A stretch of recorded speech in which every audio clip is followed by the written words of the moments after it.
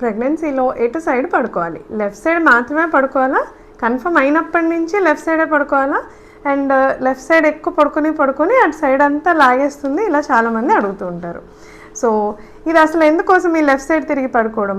Uterus పెరిగే కొద్దీ ఆ ప్రెషర్ వల్ల మదర్కి బేబీకి బ్లడ్ ఫ్లో అనేది తగ్గకుండా, ఆ బ్లడ్ ఫ్లో పెరగడానికి లెఫ్ట్ సైడ్ పడుకుంటే కిడ్నీస్కి బ్లడ్ ఫ్లో బాగా పెరగడం, మ్యాటర్నల్ కిడ్నీస్, దానివల్ల కాలువాపులు లేకుండా ఉండడం, బేబీకి బ్లడ్ సప్లై బాగా జరగడం, వీటి కోసం చెప్తాం.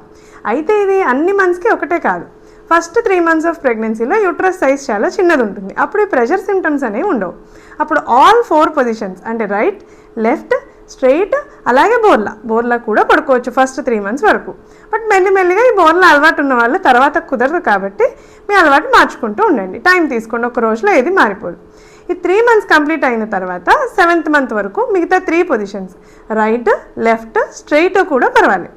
బట్ స్లోగా రైట్ లేటరల్ కానీ ఇంకా కుదిరితే లెఫ్ట్ లేటరల్కి కానీ పడుకోవడం అలవాటు చేసుకుంటూ ఉండండి.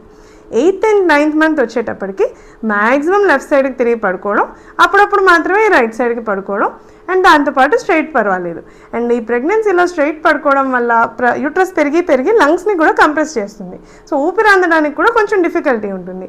సో లేటరల్ పొజిషన్స్ చాలా మంచిది, లేటరల్లో కూడా లెఫ్ట్ మంచిది. అలా నాది ఒక్కటే పొజిషన్లో ఉండిపోవాల్సిన అవసరం లేదు. Thank you.